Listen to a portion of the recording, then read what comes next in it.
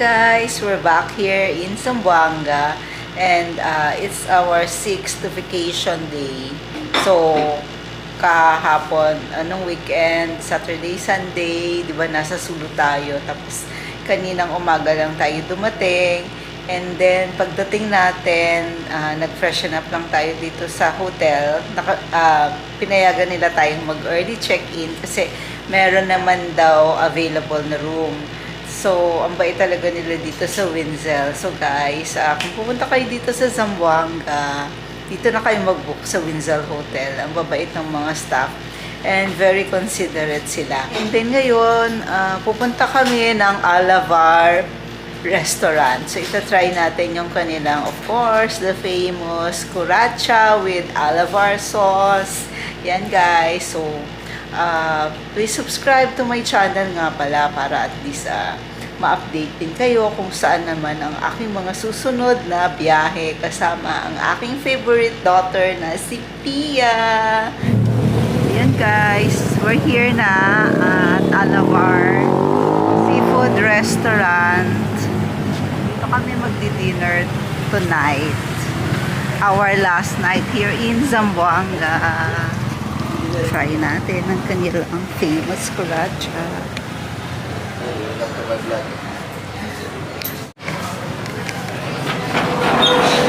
Hi, good evening. Meron available for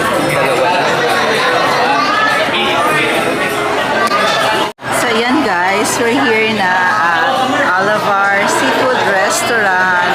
Puno siya ngayon, ang daming tao.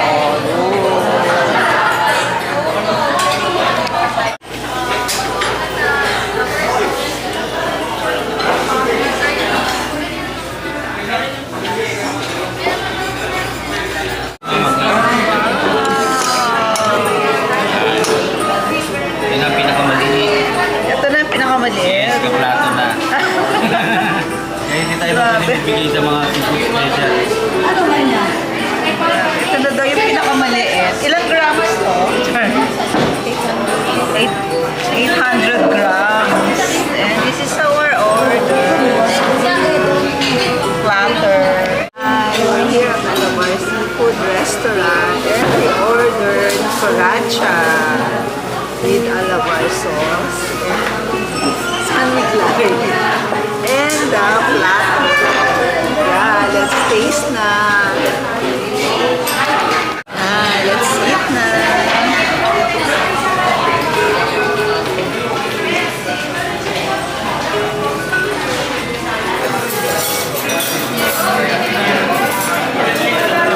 Ang sarap ng pusit. Ang lambot.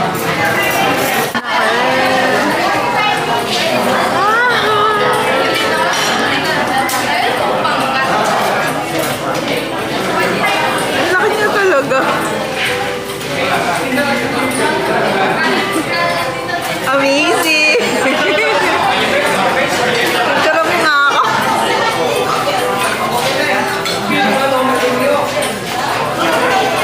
Karap mo ako.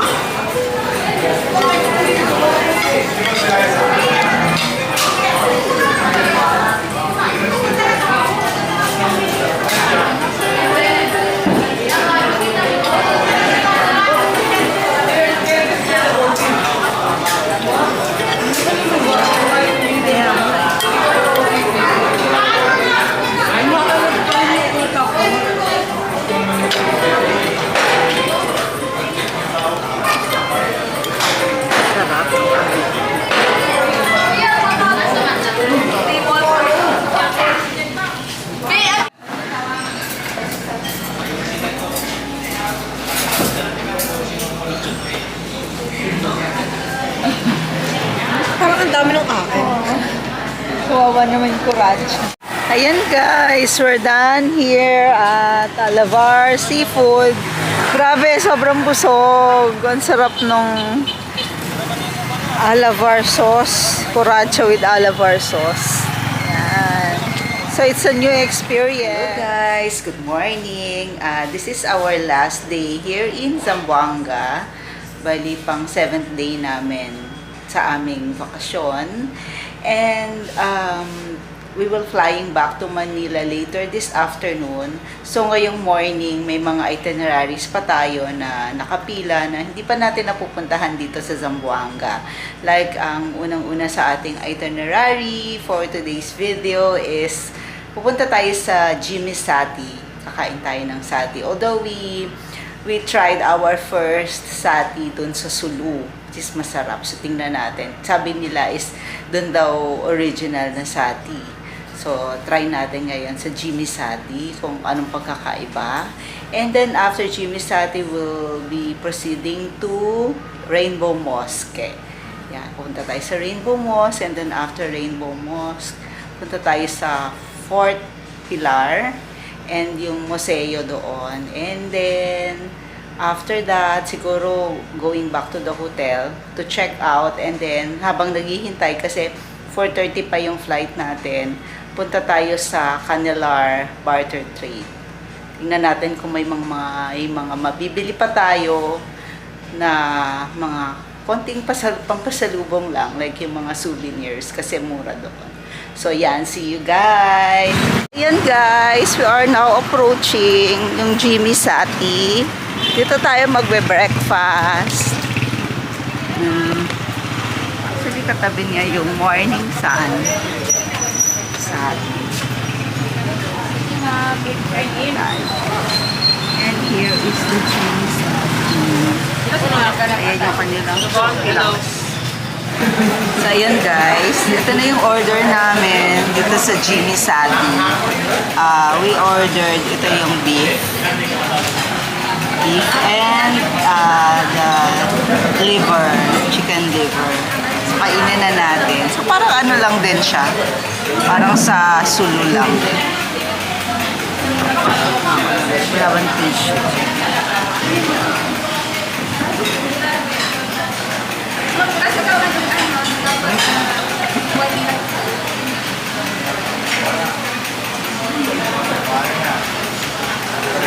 Medyo spicy yung ano. So, meron dito sa gilid ng Jimmy Sati na mga tingkang ano. Ito tawag daw dyan, chika lang. Ano yan, chika lang? Right glutinous rice. Glutinous rice. Ay, nabili Ayan, ko sa lumpia. lumpia. Ito karon, may saging sa loob. Nakatawag ko sa akin. Ito banana. Banana cube. Magkano yan? Kamote cube. 10. 10 pesos isa. Lahat. 10. Same lang. Mainit pa. Yan. So, ang daming tao. Oh. Blockbuster.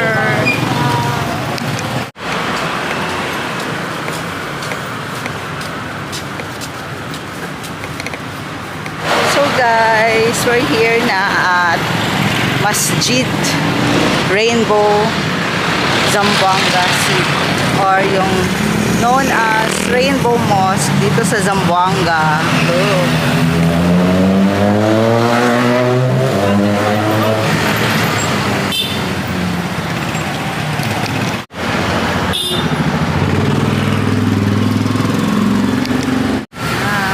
Pasok tayo.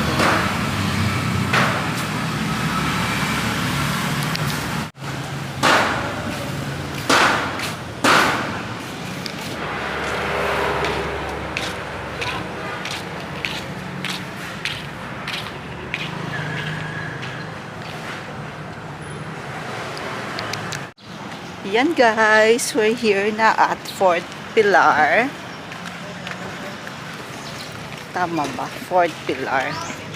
Dito sa Zamboanga City.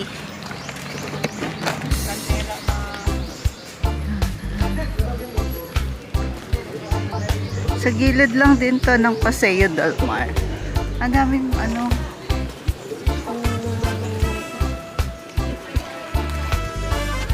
Bili kayo pagkain doon lang, 10 peso. No, 10 peso. Para mag-souvenir mo, magkuagad. Ay, hindi na po. Video lang.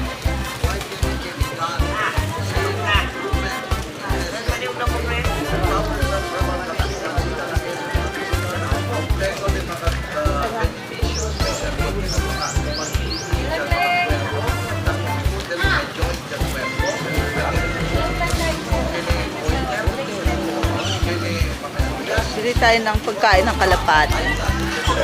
10 piso. Yes. Pesos.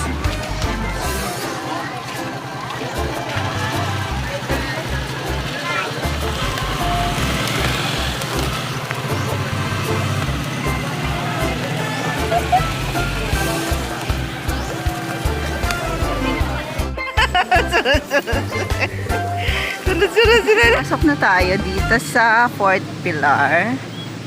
Yan. Kilalang pasyalan din to dito sa Zamboanga. And parang ayun, no, may dasalan. Check natin ang history nitong Fort Pilar. Nuestra Señora la Virgen del Pilar.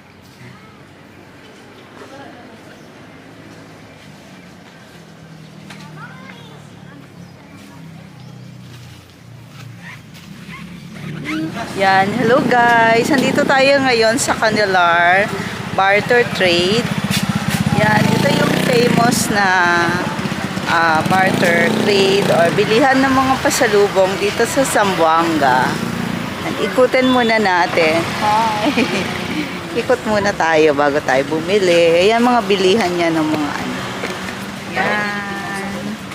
Tapos may mga ganyan. Ito di ba yung submit natin sa Balabak? 2.3 kilos. Diba? Ito yung sabi ko sana bumili tayo. Parang yung mga ano dito is mga galing ng mga Malaysia. Ayan. Ito Malaysia.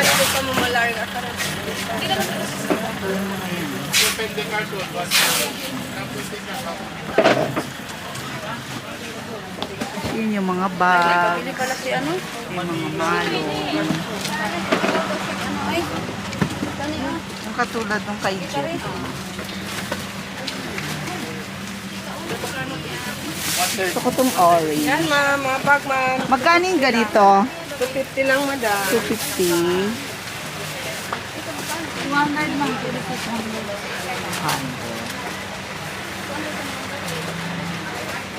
May mga shorts din sila. Paano kaya yung Tapos 250 lang. magkano to? 240. Papabusita ka sa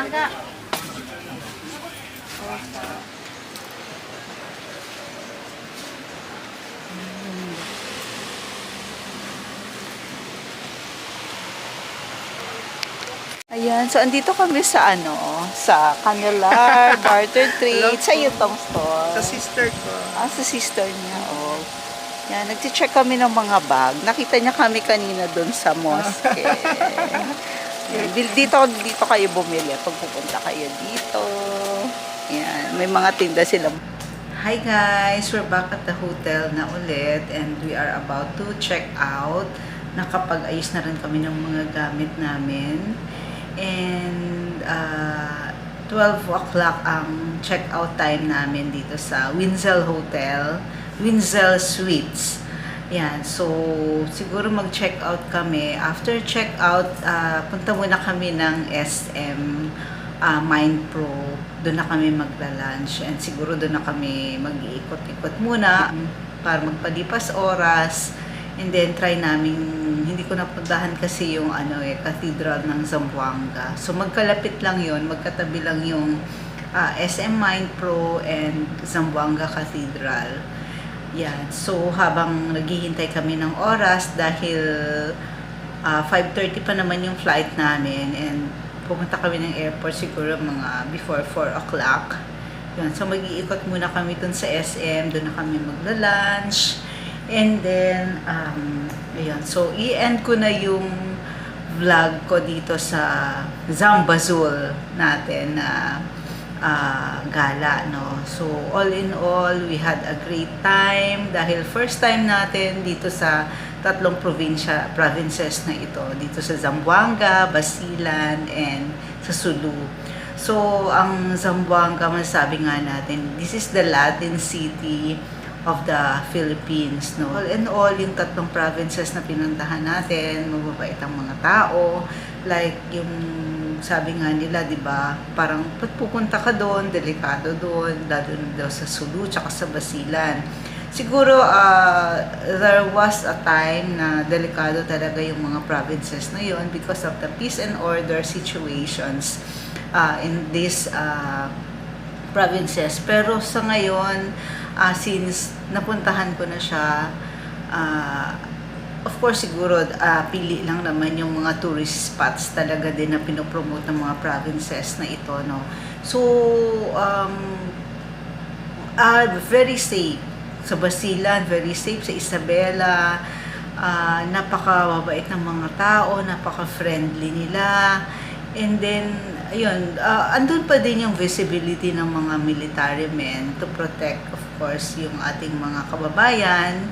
Hindi naman talaga din yun maaalis, pero wala nang mga kaguluhan. And then, ganun din sa Sulu, may visibility pa din ng mga military men, pero wala na rin yung mga katulad ng mga dati nating mga napapanood sa news, no?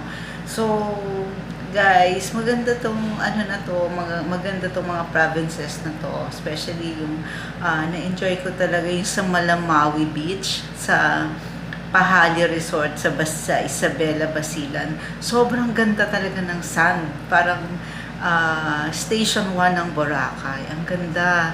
Sabi ko nga, if given a chance na bumalik, siguro ang babalikan ko is yung Isabela, Basilan. Then mag-overnight. Kasi day tour lang kami dun sa Malamawi. And then sa Sulu, ang ganda rin ng mga beaches na in-offer ng Sulu, no? Lalo na yung sa Sunny Beach, na-enjoy ko yun. Grabe kasi walang ibang tao, kami lang. And then of course yung mga local, parang few locals na nagme-maintain ng island. Ang ganda rin ng Sunny Beach. Sobrang sarap din maligo. Yun, na-enjoy namin din doon. And then doon sa rock formation sa Kapual Island, nakakatuwa yung mga monkeys doon. So, ang ganda nitong mga provinces natin. So, hindi na kami nagtuloy sa Tawi-Tawi because kulang na yung days namin. I have to get back to work na on May 2. Ayan. So, guys, in-encourage ko kayo to visit these provinces. Ayan. So, yung sa Sulu kasi, hindi kayo pwedeng mag-DIY dahil kailangan talaga na meron kayong agency na sasamahan. So, ang sinamahan naming agency is Zane Travel Philippines. Ang babait ng mga kanilang tour guide, si Benny at saka si Mar. Ayan, shout out sa kanila. And then sa Basilan naman, nag-DIY lang kami. So, pwede ang DIY sa Basilan. Pero kung gusto niyo po talaga ng itutour kayo sa Basilan ng like 2 days, 1 night, I recommend si Sir Alan Lim, si Kuya Alan Lim. Ayan, so ilalagay ko din sa description below yung mga yung mga kinuha nating mga tour, mga agency, and yung mga contact persons na gusto nating na i-recommend ko sa inyo for your Zambazul expedition. Yan. Pero dito sa Zamboanga, wala na kaming kinuhang agency. Kasi pwede naman dito na DIY, tapos travel ka lang dito sa sa city, and then sa Santa Cruz Island naman, punta lang kayo doon sa ferry terminal. You have to book a day ahead para sa Santa Cruz Island dahil limited lang ang kanilang pinapapunta doon sa island. Maganda rin doon sa Santa Cruz Island. Ito yung Pink Beach na sinasabi nila. Na-enjoy ko din doon. Kahit sobrang init, pero hindi na kami naligo. Sawa na kami. So, ayan, kahit sobrang init, ang ganda rin dun sa Santa Cruz Island. So, ayan guys, please subscribe to my channel para ma-update kayo sa mga bagong lugar na pupuntahan natin. Yan, so, lagi kong kasama si Pia, of course, kapag bakasyon niya, nasasamahan niya ako sa aking mga gala. Ayan guys, pasok tayo dito sa Zamboanga City Cathedral. Ang ganda ng cathedral nila, oh.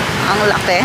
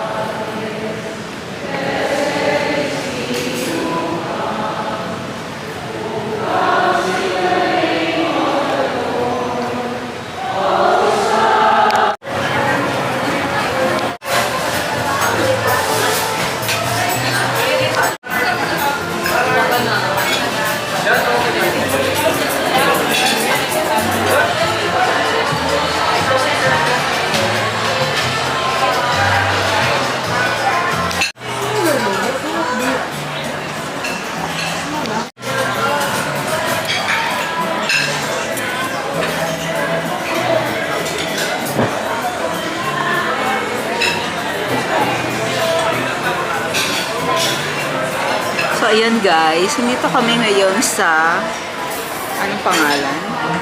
Big Beast, dito sa may SM Mind Pro. Dito lang to sa ground floor. Katapat siya ng Anero. And what I ordered itong steak nila. Ang laki ng serving. Tapos yung chicken fingers, ang laki din. Let's taste kung masarap. Let's taste the chicken fingers.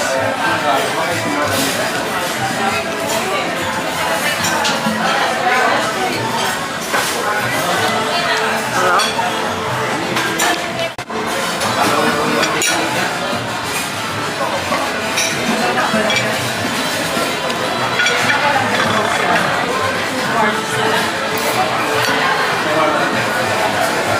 Grabe, ang laki. Ang daming kanin. Kanin to the max. Tsaka na ang diet, no?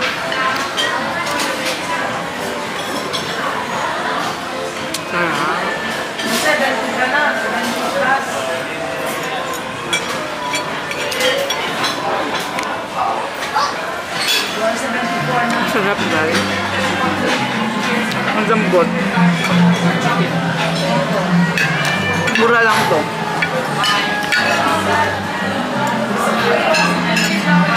Kain kayo dito.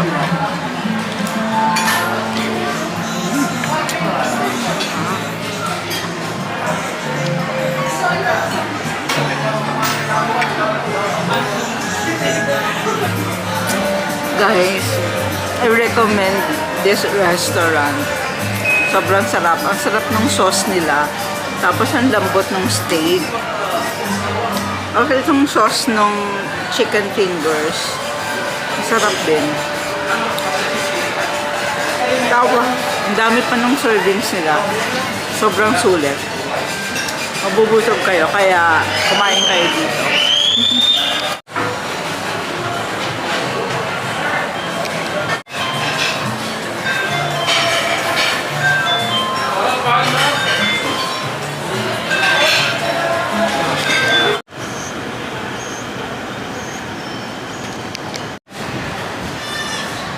Yan guys, nandito na tayo sa Zamboanga International Airport. Paalis na tayo ng Zamboanga. Thank you Zamboanga, muchas gracias.